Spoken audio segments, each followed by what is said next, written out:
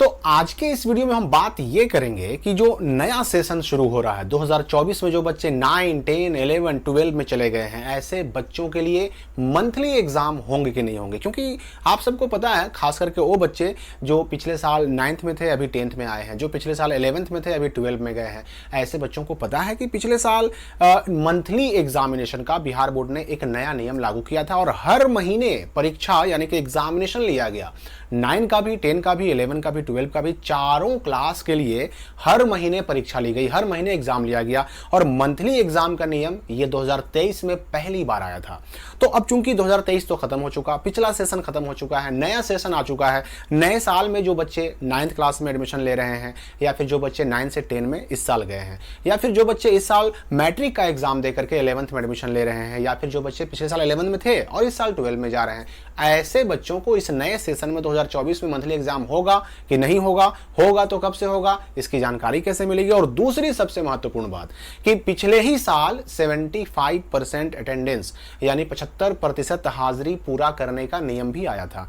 तो वो नियम इस साल नए सेशन में 2024 में रहेगा कि नहीं रहेगा, उसकी भी हम चर्चा करेंगे। ये दोनों बातें आपको समझना बेहद जरूरी है, क्योंकि इसका सीधा असर पड़ने वाला है आपकी पढ़ाई पर, आपके स्कूल कॉलेज से जुड़े आपके रिश्ते पर। ये बातें काफी महत्वपूर्ण हो जाती हैं। पहले हम बात कर लेते हैं मंथली एग्जाम की।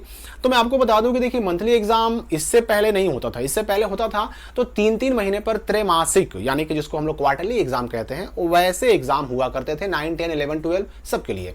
लेकिन सितंबर महीने से सितंबर, अक्टूबर, नवंबर, दिसंबर, जनवरी तक मंथली एग्जाम लिया गया। अब इस साल, चूंकि पिछले साल जो ये मंथली एग्जाम लिया गया, तो उसमें जो है विभाग को ये जानकारी मिली कि काफी हद तक सफलताएं मिली है बच्चों को, इससे जानकारी, बच्चों को इससे जो है अपनी तैयारी को और बेहतर करने का मौका मिला है। तो इस साल भी संभावना है कि ये मंथली एग्जाम का नियम रहेगा, लागू किया जाएगा। लेकिन यह भी कंफर्म तब होगा जब इस साल भी इसका पूरा कैलेंडर जारी होगा। क्योंकि मैं आपको बता दूं कि यहां पर जो आप देख रहे हैं, यह कैलेंडर पिछले साल बिहार बोर्ड ने जारी किया था, और कैलेंडर तो एक बार जारी हुआ। उस कैलेंडर में एक ही बार कह दिया गया कि सितंबर, अक्टूबर, नवंबर, दिसंबर, जनवरी तक एग्जाम होंगे, मंथली होंगे, और लास्ट में फाइनल एग्जाम होगा। कैलेंडर एक बार जारी हुआ, और फिर जैसे जैसे महीने आते गए, सितंबर का एग्जाम का टाइम आया तो सितंबर का रूटीन जारी किया गया। अक्टूबर महीना आया, अक्टूबर के एग्जाम का टाइम आया तो अक्टूबर का रूटीन जारी किया गया। इस तरह से नवंबर में, दिसंबर में, अलग अलग महीनों में उनके अलग अलग सेपरेट रूटीन भी जारी किए गए थे। लेकिन कैलेंडर एक ही बार जारी हो गया था पूरे साल के लिए। तो इस बार भी क्या होगा कि अगर 2024 में भी मंथली एग्जाम की व्यवस्था रहेगी तो उसके लिए पहले कैलेंडर आएगा, और कैलेंडर के साथ जैसे जैसे ये एग्जामिनेशन शुरू होंगे, उस मंथ में उस एग्जाम से संबंधित जो रूटीन है वो भी आएगा, मंथली एग्जाम का रूटीन भी आएगा। अच्छा, यहां पर मैं आपको यह भी बता दूं कि अभी चूंकि सेशन शुरू हुआ है, अप्रैल से सेशन शुरू होता है, तो अप्रैल से सेशन शुरू हुआ है, इसलिए भी इस मंथली एग्जाम का जो शेड्यूल है या फिर नोटिफिकेशन है या फिर घोषणा है वो आने में देर हो रही है। तो संभावना है कि मंथली एग्जाम इस बार भी होंगे, लेकिन ये 100% कंफर्म तब होगा जब इसके लिए नोटिस या फिर जो परीक्षा कैलेंडर है वो जारी हो जाता है तब। और अगर ये मंथली एग्जाम नहीं भी होंगे ना, तो 3-3 महीने पर जो क्वार्टरली एग्जाम होते थे, त्रैमासिक परीक्षा, फिर 6 माही यानी कि 6 monthly exam, half yearly exam होता था, ये सब तो होंगे ही होंगे। अब हम आते हैं 75% अटेंडेंस का मामला। पिछले साल ये भी नियम लाया गया कि जो बच्चे अपने अपने स्कूल कॉलेज में 75% अटेंडेंस पूरा ना करेंगे। अब ये 75% किसका?